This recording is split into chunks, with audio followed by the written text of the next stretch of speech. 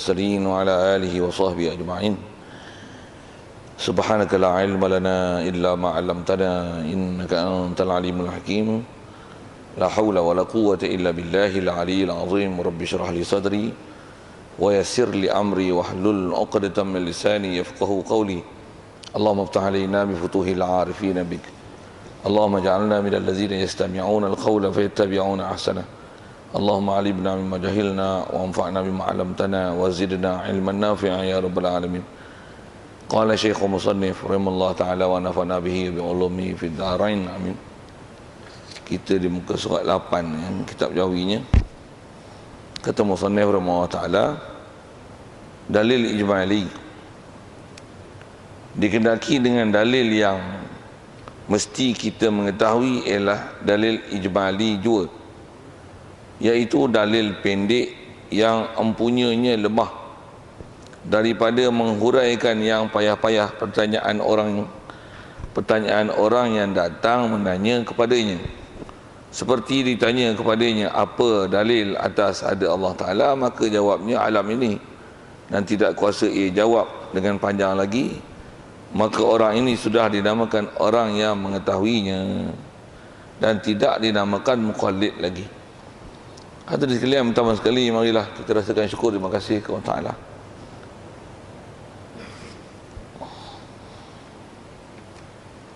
Bawah lagi.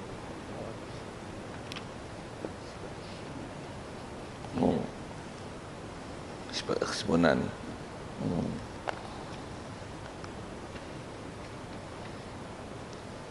Kalau gitu muka surat 9, sifat kesempurnaan wajib bagi Allah Ta'ala sekalian. Sifat kesempurnaan. Hadirin sekalian, pertama sekali syukur, terima kasih kita kepada Allah Ta'ala. Pertama sekali nikmat hidup yang masih Allah Ta'ala beri pagi ni, yang dengan itu kita ucapkan alhamdulillahillazi ahyana ba'dama amatana wa ilaihi nusyur. Segala puji bagimu ya Allah, yang kau telah menghidupkan kami, menghidupkan aku setelah daripada Allah Ta'ala matikan kita, yang panggil mati sementara dengan ditidurkan kita itu. Wa ilaihi nusyur, dan kepada Allah Ta'ala sajalah kita memang i'tiqad dan imani, kita semua akan dikembalikan. Syukur dan terima hidup yang masih Allah Ta'ala beri. Juga syukur Islam yang kita dah dapat, yang mak ayah kita Islam, maka Islamlah kita. Yang syukur juga kita pada Allah Ta'ala mudahkan kita dan lorongkan kita ke majlis-majlis ilmu, yang dengan ilmu-ilmu tersebut dapat kita membenarkan dan kita dapat kita akui dan iktiraf apa saja ajaran yang dibawa datang oleh Nabi kita Muhammad sallallahu alaihi wasallam, yang kita boleh menerima apa saja ajaran yang dibawanya, yang kita tak tolak, kita tak bangkang sikit pun, bahkan semuanya kita terima dengan seyakin-yakinnya bahawasanya ajarannya adalah benar. Itulah dikatakan iman. Jadi syukur kita dapat nikmat hidup dalam keadaan Islam, iman. Lebih-lebih lagi dapat taat patuh pada perintah dia, meninggalkan larangannya, yang tak semua orang dapat begitu. Syukur Allah Ta'ala jadikan kita yang terpilih begitu. Bersama itu syukur lagi kita ke Allah Ta'ala di atas kesihatan, kelapangan masa diberi. Dengan itu dapat kita hadir untuk solat subuh berjemaah pagi ini, dan insya-Allah kita manfaatkan masa yang ada meneruskan bacaan kitab kita daripada kitab Fatih Faridah ni, insya-Allah. Kita muka surat 9 kalau gitu. Kata musannif, sifat kesempurnaan. Jadi wajib bagi Allah Ta'ala sekalian sifat kesempurnaan, ataupun bahasa lainnya sifat ketinggian yang patut dengan zatnya yang maha tinggi. Dan sifat kesempurnaan ini amat banyak yang tidak boleh mengetahui kesemuanya, melainkan Allah Ta'ala juga.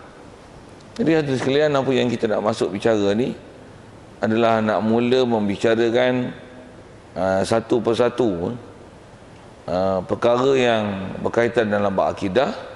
Cuma sebelum membicarakan secara tafsili, saya nak gunakan istilah tu, kerana kalau dengan apa yang kita nak baca ni, bila dah baca bab ni, maksudnya kita dah biasa jumpa dengan istilah ijmali dan tafsili.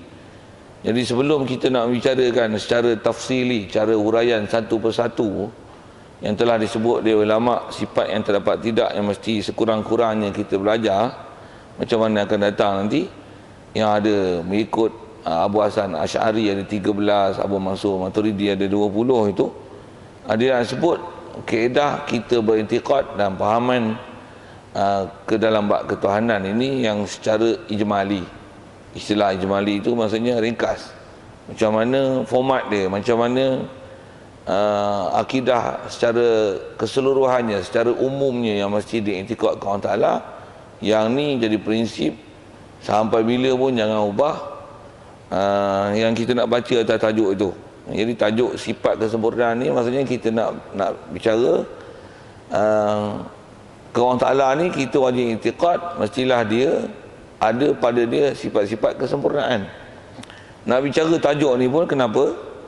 Nak bicara tajuk ni pasal kita nak bicara ni bab ketuhanan. Bila sebut Tuhan tuan sekalian, Tuhan ni mesti sempurna.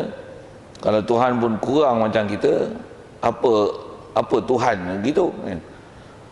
Kalau kita lihat dengan kalimah tauhid kita, kalimah syahadah pada perkataan la ilaha illallah Muhammadur Rasulullah tu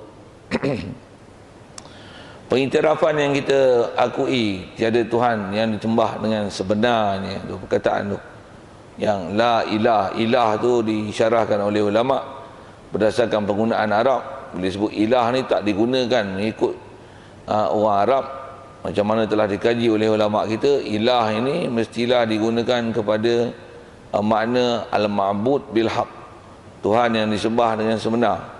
Maksud Tuhan disembah dengan sebenar ni Tuhan yang memang selayaknya untuk jadi Tuhan, yang bukan saja yang orang sangka dia Tuhan, tapi memang Tuhan yang memenuhi dan menepati serta mempunyai ciri-ciri dan kriteria yang selayaknya untuk dikatakan Tuhan pada dia.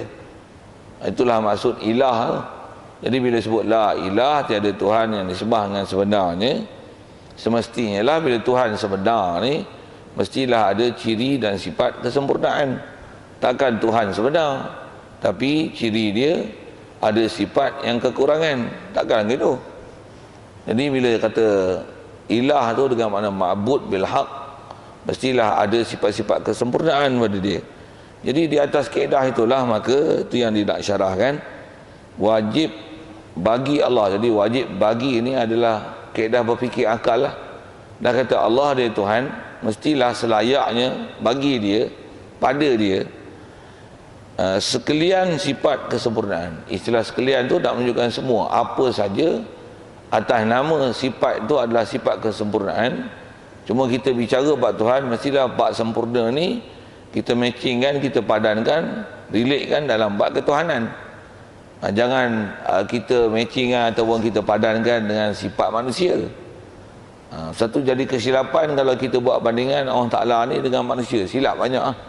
Yang tu insya-Allah kita jumpa akan datang nanti, yang memang apa yang ulama dah syarahkan ke kita dengan kaedah-kaedah akalnya. Begitu juga apa yang sabit dalam Quran dan hadisnya.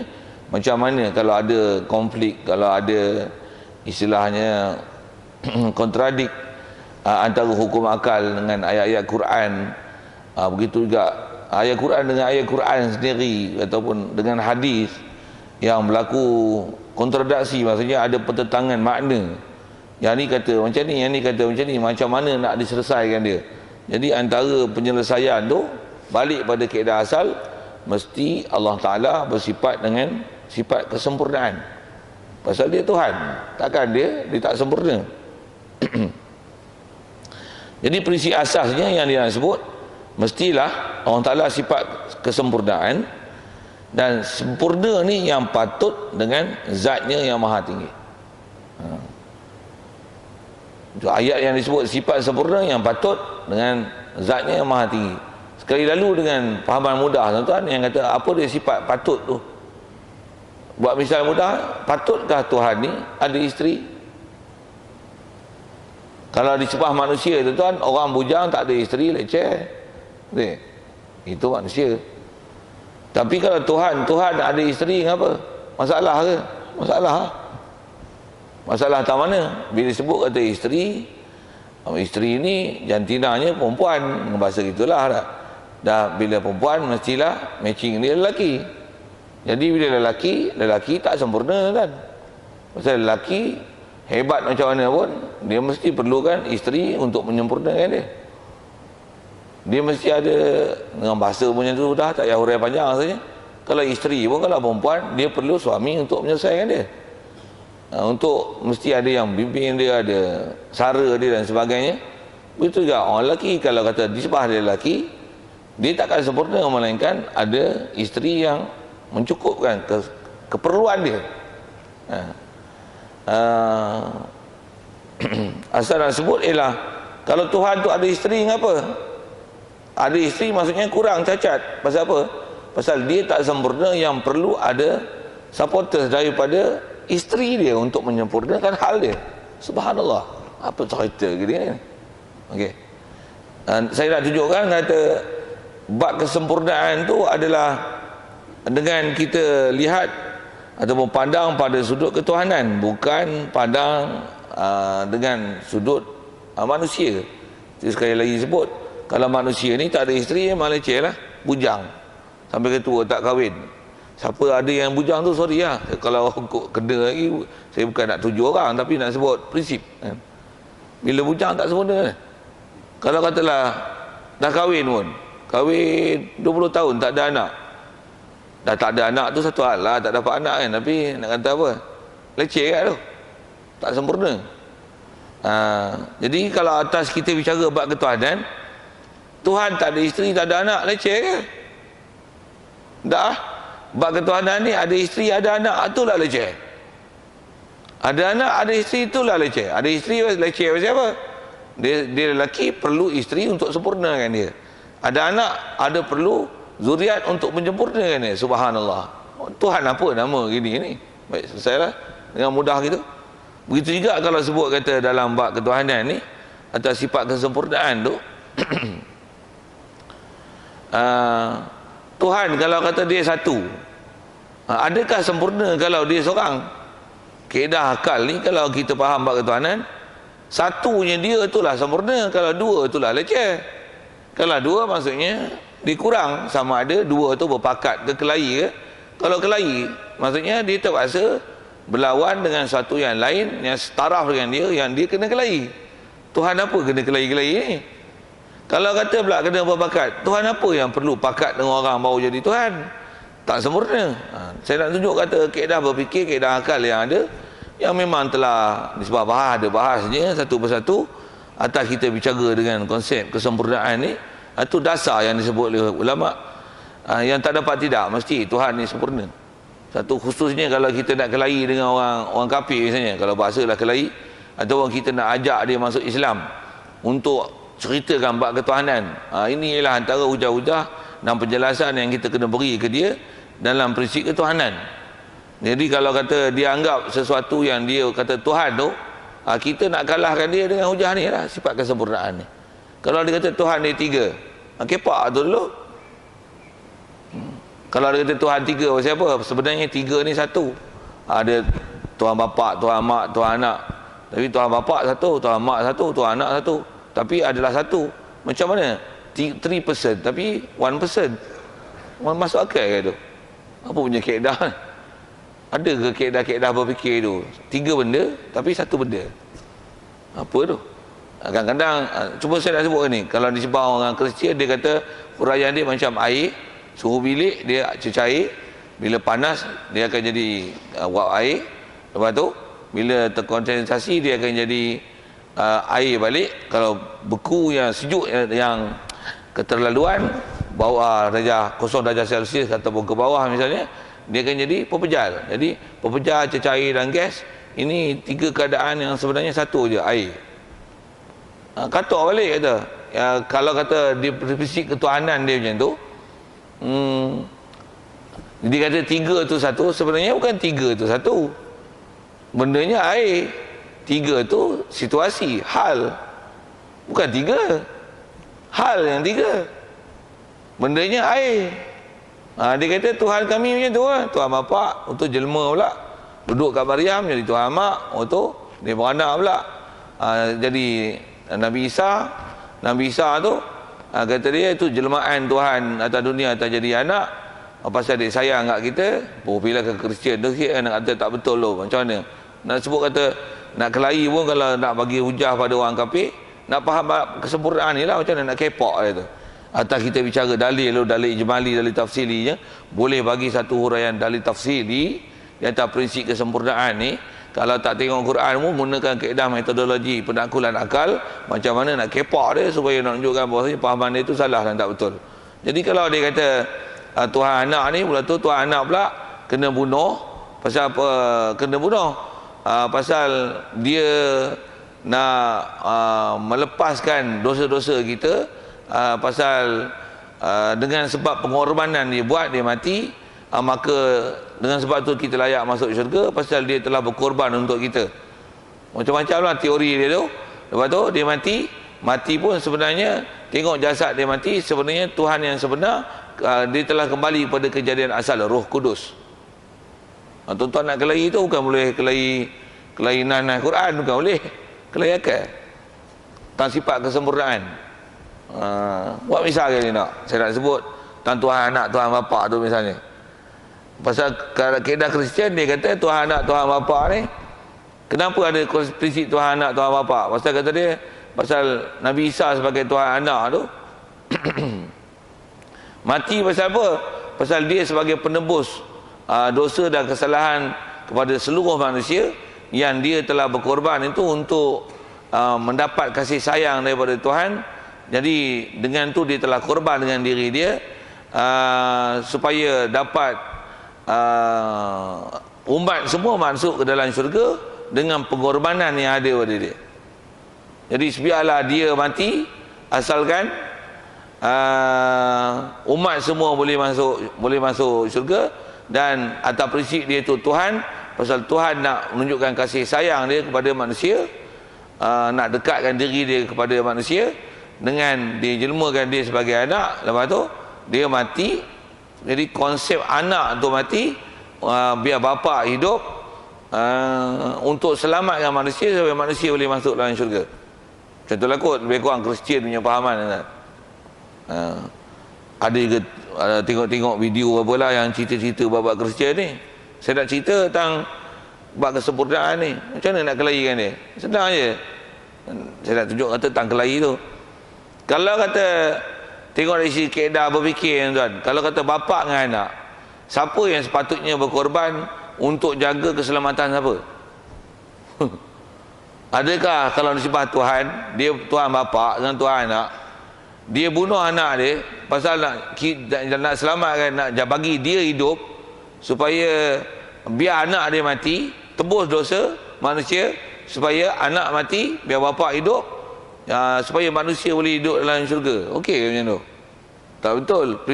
Prinsip atas kata kesempurnaan ni, kalau diguna teori tu, bapa dengan anak ni, selalunya bapa ni dia sanggup dia mati biar anak hidup.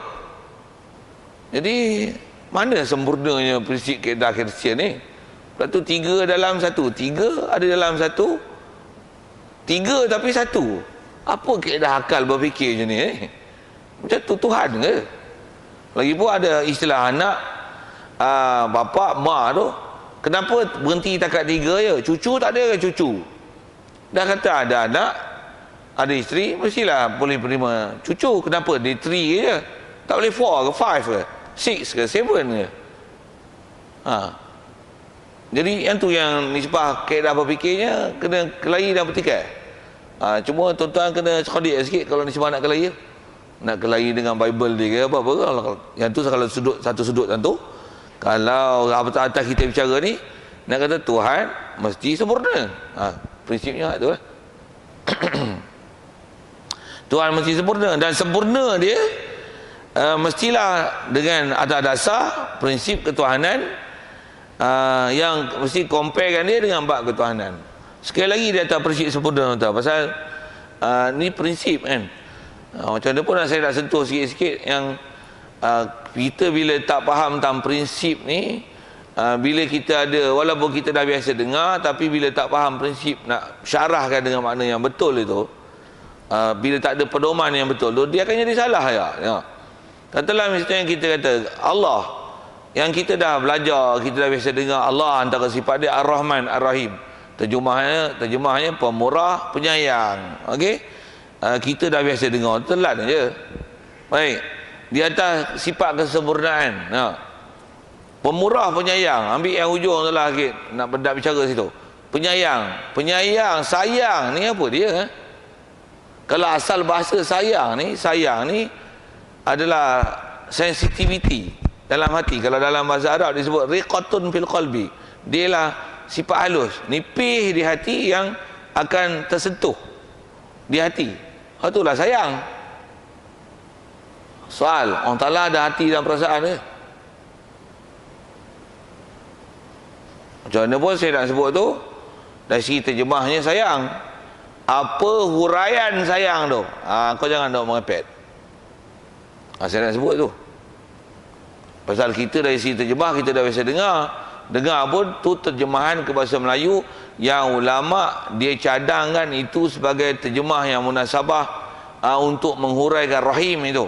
Macam mana pun, apa huraian? Huraian kau jangan hurai ikut kepala otak diri yang tak ada apa paduan tu, garis panduan mizan syarak. Yang hurai ikut dan hurai nanti atas kita bicara sifat kesempurnaan ni, menghuraikan sifat ke Allah Ta'ala, nama penyayang, tapi hurai macam sifat makhluk. Jangan dia buat kerja gitu. Antara sifat makhluk apa? Allah Ta'ala pun berhati perasaan juga. Jadi penyayang ni macam mana? Penyayang tu misalnya macam ni, katalah kita nak minta satu, kita berdoa, kita minta. Allah Ta'ala kita minta, dia takkan hampakan apa yang kita minta, takkan tak tersentuh hati dia. Di atas kita minta sampai merayu-merayu, menangis-nangis, takkan dia tak bagi. Jangan duk syarah mengepek tu. Dan jangan tak tahu tuan-tuan, kalau tuan-tuan duk rajin dengar dalam radio ke dalam TV ke, ada ustaz-ustaz radio dan TV yang syarahnya tu. Tu ustaz popular masuk TV, masuk radio, saya tak popular. Tapi popular pun kena main bangang bab akidah ni, bangang agak kan. Pasal benda ni dia kena mengaji, dia kena belajar elok-elok. Saya ni bab ni memang Tok Guru dia sepak betul-betul, sepak pengajar dia bagi, jangan kau silap. Pasal salah besar bab akidah kan. Yang tu yang bila ngaji cerai-cerai ambuh pergi bahasa cerai kalau ngaji cerai-cerai, ngaji mudah-mudah je, pula tu popular sikit, apa tu pandai goreng sikit, bunyi bahasa sekali lalu dengar macam okey, tapi bila relatekan dengan bab ketuhanan, atas kita bicara sifat kesempurnaan ni, dia syarahkan Allah Ta'ala tu sifat makhluk. Bab berdoa pun misalnya dia kata macam ni, kita berdoa mohon pada Allah Ta'ala, minta. Takkan Allah Ta'ala tak terkesan sikit pun di hati dia di atas permintaan kita. Dengar dia elok bab akidahnya, betul ke faham gitu? Salah memang salah. Saya bagi contoh salah tu. Adakah Allah Ta'ala yang bagi kesan dekat kita, ataupun kita yang bagi kesan dekat dia? Siapa yang buat siapa? Kalau istilah Arabnya tu kan, siapa fa'il ni, siapa maf'ul ni? Adakah kita minta pada Allah Ta'ala terkesan, ataupun apa yang berlaku kat kita, yang kita doa tu, tuan, kalau Allah Ta'ala beri pun, adakah dia beri tu, dia yang beri ke kita dengan anugerah dia, yang kita berdoa tu adalah kesan daripada ketentuan ni yang telah dia tentu dengan ilmu dia, dengan ketentuan yang dia nak tentu kita azali lagi, kesan daripada ilmu dan tentu dia itulah, maka kita berdoa ke dia. Bagi faham elok. Kalau kita dah kata dengan sebab kita berdoa itulah, maka terkesan daripada doa tu Allah Ta'ala beri ke kita. Silap bab akidah. Kapil lah tu tak. Salah akidah tu tak. Besar tu tak salah akidah tu. Pasal memahamkan Allah Ta'ala terkesan dengan sebab kita. Ada pula Allah Ta'ala terkesan dengan sebab kita. Salah tu macam tak belajar kodok-kodar. Tak faham dalam bab ketuhanan ke Allah Ta'ala, yang kata Allah tentulah disebab ilmu sempurna pada dia, antaranya apa saja nak berlaku dalam pengetahuan dia, dan mestilah bab iradat, ketentuan dia, apa saja nak berlaku dengan ketetapan dia azali lagi. Jadi kita berdoa tu ketetapan azali lagi, dia bagi pun ketetapan dia azali lagi. Jadi kita berdoa tu adalah manifestasi daripada ketentuan dia. Bukan bila kita minta maka dia beri, dengan kita minta maka terkesan ke dia atas permintaan kita, sebab tu dia beri. Oi, silap asal saya nak sebut ialah atas kita bicara bab ketuhanan tu yang ulama dah bagi panduan tu satu nas Quran hadisnya satu yang ni diajar dengan prinsip kaedah penanggulan akal atas prinsip kesempurnaan dalam bab Tuhan ni. Siapa kesan atas siapa. Sekali lagi kalau sebut atas siapa kesan atas siapa, kalau kita belajar bahasa Arab pun tuan-tuan, misalnya kalau saya sebut ayat ittaqullah, yang mudah ialah yang kita selalu dengar. Ittaqullah maksudnya kamu takwalah kamu akan Allah Taala. Kalau kita belajar i'rab bahasa Arab ni, ittaqullaha, lafaz Allah tu kena baca bagi atas tu. Lafaz Allah tu kena baca bagi atas, ittaqullaha haqqa tuqatih. Fokus saya asal nak sebut tu ittaqullaha, baca bagi atas. Baca bagi atas ni kalau kaedah bahasa Arab, ittaqu tu ada fi'il wa fa'il.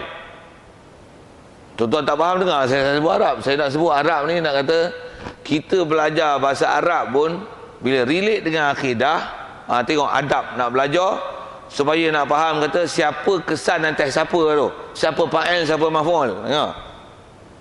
Tuan-tuan tak faham tu, tuan-tuan pergi tobat dengan Arab lah. Saja saya nak lambung nak tunjuk kata bab kita belajar syarah bab akidah, prinsip berdoa, contoh saya buat tadi nak bagi huraian kepada makna rahim tu satu hal. Ni nak cerita bab nahu ni, kita belajar bahasa Arab ni. Ittaqullaha, takutlah kamu akan Allah Taala. Jadi kalau faham takutlah kamu Allah Taala, patuhlah kamu akan Allah Taala. Jadi kalau kita belajar dalam konteks bahasa Melayu, dia ada istilah pembuat dan ada yang kena buat. Dia ada istilah yang tu bahasa Melayu kan. Jadi ittaqullaha, siapa yang kena buat? Yang kena buat Allah lah. Ittaqullaha kan. Faham tak saya kata apa? Yang kena buat Allah Ta'ala. Tak faham? Tak faham istilah Melayu. Itu tata bahasa Melayu tak lulus. Kan kalau saya makan nasi. Nasi itu kata apa? Istilah kata grammatical Melayu. Malay grammatical apa? Objek. Dia objek. Macam dia pun nak sebut ni, ittaqullaha, takutlah kamu akan Allah. Jadi takut tu ke siapa? Siapa yang kena takut? Allah. Jadi kalau istilah Arabnya tu jadi maf'ul. Bila maf'ul mansub. Tengok bila kita nak i'rab ittaqu, i'rab mudah je, buat i'rab pemalasnya fi'il wa fa'il.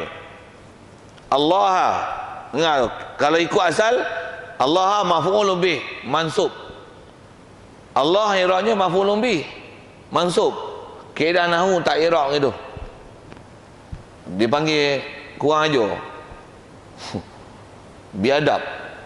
Dan relatekan dengan tauhid tak betul. Pasal Allah bukan maf'ulun bih. Allah fa'il kulli syai'. Allah Ta'ala pembuat setiap satu. Macam mana Allah Ta'ala boleh jadi maf'ul? Walaupun maf'ul tu maf'ul istilah dalam bab nahwu. Jaga adab supaya kita tak salah bab i'tiqad. Ittaqullaha, Allah lafzul jalalah mansubun ala ta'zim. Istilahnya dia tak panggil mansubun maf'ulun bih mansub. Tak kata itu. Dia sebut mansubun ala ta'zim. Maksudnya dibaca bagi nasab. Ittaqullaha, nasab tu pasal nak membesar dan mengagungkan dia. Bukan mansub jadi maf'ulun bih yang waqa'a alaihi al-fi'lu, fi'il perbuatan jatuh atas dia. Pasal mana ada perbuatan kena kat dia. Pasal Allah fa'il kulli syai'. Allah adalah pembuat setiap sesuatu. Tuan-tuan, kita kalau ngaji dengan apa ulama syarah, kita nak pelihara bab ketuhanan, istilah sifat kesempurnaan ni, sampai dalam bab ngaji bahasa pun dijaga jangan salah bab cakap dalam bab akidah. Amin. Apatah lagi kursi ketuhanan macam saya sebut, tiga Tuhan, nak syarah kata siapa kesan atas siapa, kita minta pada Allah Ta'ala. Allah Ta'ala pun terkesan di hati dia, oi jangan duk syarah bodoh gitu. Macam mana pun tuan-tuan, ada orang syarah bodoh gitu. Dan kita pun bila tak ngaji, kita pun bodoh dengar, betul, best ustaz ni syarah, sedap. Kita pun dah lama dah berdoa, tak diperkenankan lagi, pun tak ada apa-apalah. Pasal apa? dengar ustaz tu syarah kata minta lagi pasal takkan Allah Ta'ala tak terkesan di hati dia, kita pun minta lagi. Saya tak putus asa nak meminta pasal mesti satu hari nanti terkesan juga ke Allah Ta'ala. Oi, dengan kawan-kawan kali bodoh. Ustaz tu bodoh tu kan, kita kali bodoh kan. Bukan saja bodoh, kufur dalam berintikad pasal mengintikadkan bahawasanya Allah terkesan dengan sebab doa kita. Subhanallah. Subhanallah. Subhanallah. Salah tu. Ni yang kata kena ngaji akidah. Dia kena mengaji kita baru kita faham betul salah. Kalau kita tak faham betul salah, dengar ceramah motivasi biasa je, macam tak ada apa-apa. Nak sekali lagi kan. Ini pun dah sebut motivasi, dah sebut kes-kes ceramah motivasi ni benda salah yang pernah dengar orang bagi ceramah motivasi. Bila motivasi tuan-tuan, dia cakap ni ayat dia, tujuan dia nak bagi semangat, nak motivate orang supaya belajar bersungguh-sungguh, hard working, study smart, study hard, macam tu lah bahasanya. Itulah motivasi. Jadi antara kaedah motivasi ni, bila dia sebut bab agama sikit, antaranya ada orang bagi ceramah ni tuan. Dia kata apa? Tuan-tuan semua, hadirin sekalian, kita ni dengan qada dan qadar Allah Ta'ala, kita qada qadar ni hanya 20%. 80% daripada kehidupan kita adalah di atas usaha ikhtiar kita. Tuan-tuan tengok ada orang motivasi gitu tuan-tuan. Dia adalah bengong agama, bukan ahli agama. Dia motivator je, tapi nak cakap agama. Jadi dia nak relate kan dengan supaya boleh motivate orang untuk boleh bangun supaya be smart, study hard, apa hard working apa tu. Dia kata apa? Kita punya usaha ikhtiar ni adalah 80%. Qada-qadar ni just 20% only. Dengar kepala otak kau. Saya tak boleh lah, saya geram saya kepala otak. Saya keluar tek kucing. Saya tak boleh, dia ayat dah biasa keluar tak tu. Salah weh, kapi aku cakap tu. Pasal kaedah kita mana ada prinsip 80%, 20% dalam masalah usaha ikhtiar. Kaedah kita apa? Mana ada sesuatu yang boleh membuat apa-apa, mana boleh berlaku sesuatu apa-apa atas muka bumi ini, melainkan Allah yang buat. Kalau dalam Quran, wallahu khalaqakum wa ma ta'malun. Allah Ta'ala dia yang buat kamu. Wallahu khalaqa, dia yang cipta kum kamu. Dia yang khalaqakum, maf'ul tu. Dan dia juga khalaqa ma ta'malun, whatever you do. Allah Ta'ala, he is the fa'il, dia ialah pembuatnya. Allah Ta'ala yang buatnya. Jadi kalau bang akidah macam tu, di atas kita prinsip kata Allah buat sesuatu dan berlaku sesuatu tu tepat pula dengan ilmu dia dan ketentuan dia, itulah beriman dengan qada dan qadar. Jadi kita wajib i'tiqad bahawasanya kalau kita buat usaha pun, buat ikhtiar pun, dapat ke tak dapat ke, wajib i'tiqad semua tu adalah mesti tepat, tak ada satu pun yang lari, yang miss, yang tersilap daripada ilmu dan ketentuan Allah Ta'ala. Itu prinsip qada-qadar. Pasal Allah Ta'ala mesti sempurna. Takkan alam ni dibuat ada sesuatu yang tak mengikut plan dia. Nisbah ilmu dia, takkan ada benda yang dia tak tahu. Kalau nisbah ketetapan dia, takkan ada yang menyalahi daripada ketentuan dia. Takkan macam tu.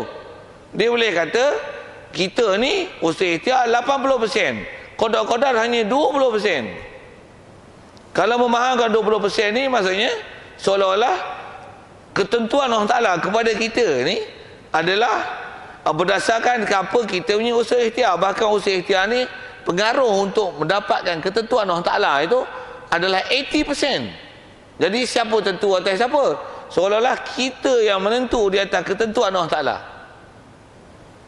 Jadi nak matching dengan Allah Ta'ala punya qada-qadar tu hanya 20%, yang kat kita 80%. Jadi apa nak berlaku tu adalah pretend atas kita. Kita 80%, itu 20%. Kapir etikot macam tu.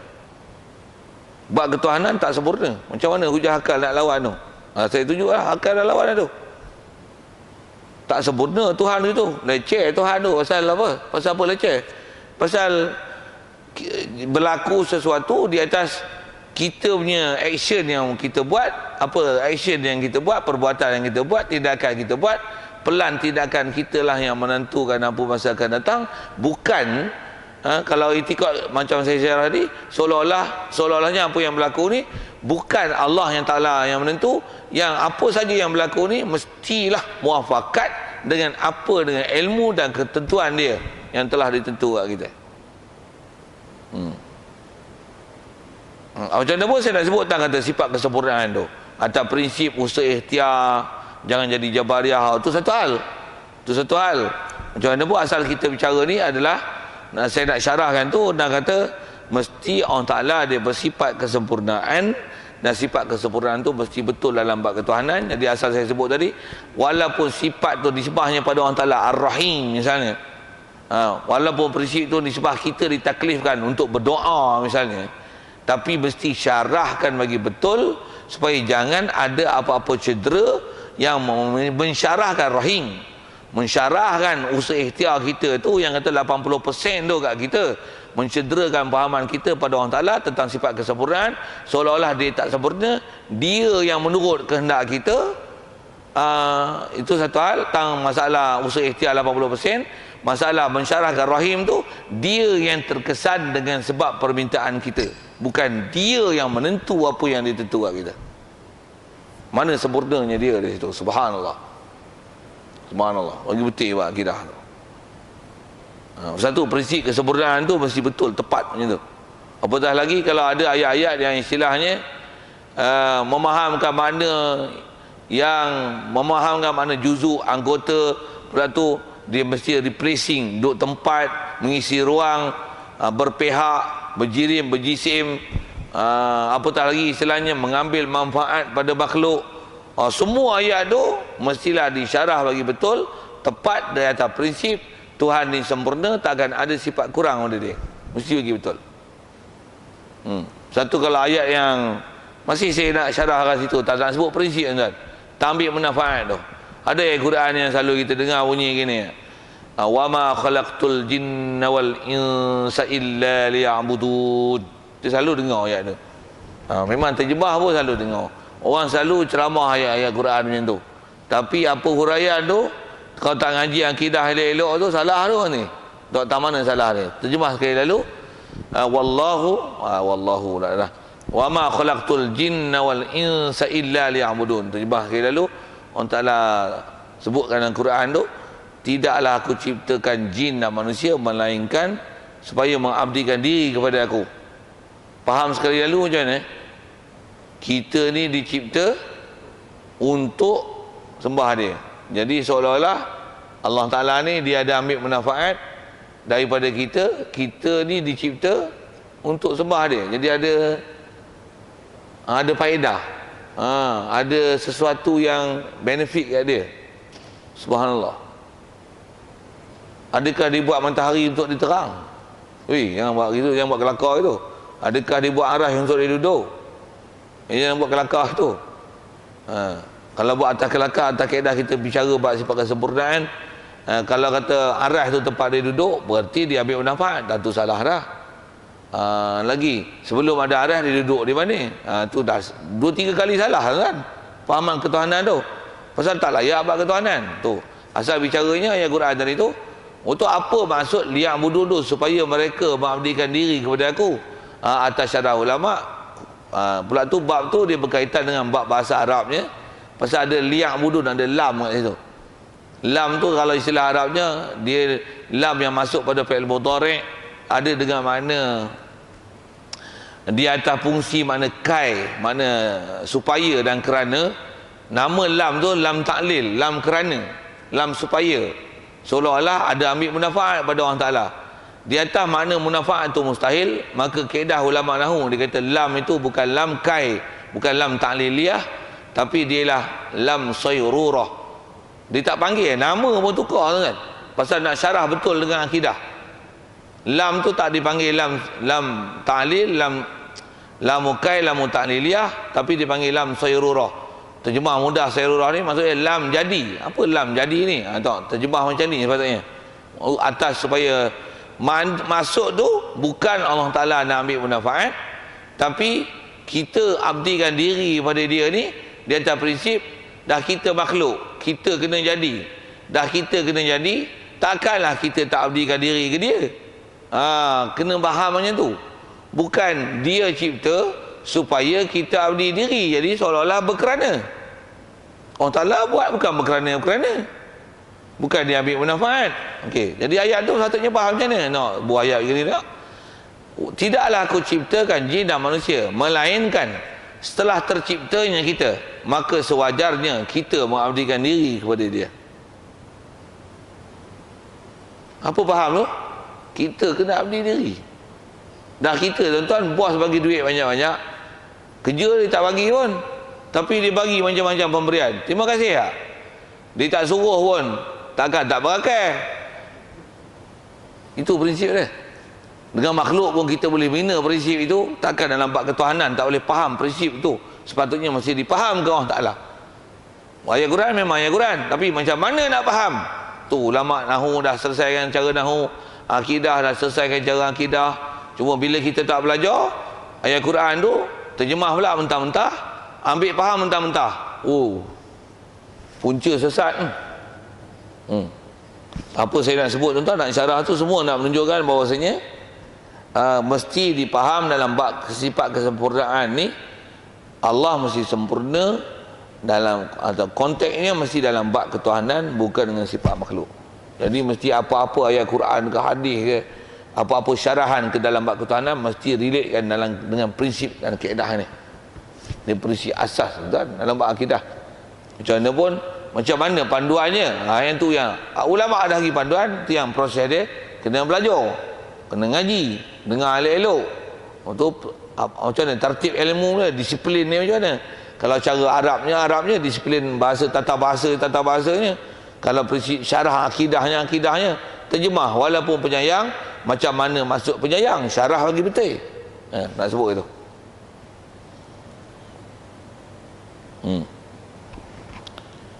Baik, di atas prinsip ketuhanan mesti faham dengan konsepnya tu. Dan kata dia sifat kesempurnaan ini, kalau tengok angka amat banyak. Pasal Allah dia sempurna. Kalau tanya berapa sifat kesempurnaan Allah Ta'ala, yang mana nak boleh kira.